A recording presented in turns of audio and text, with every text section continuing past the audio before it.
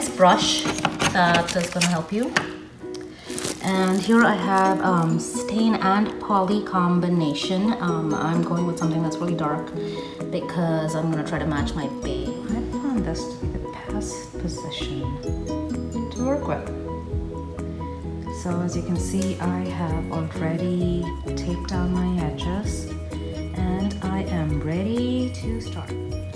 So before we start, just showing you what the brush and the stain looks like.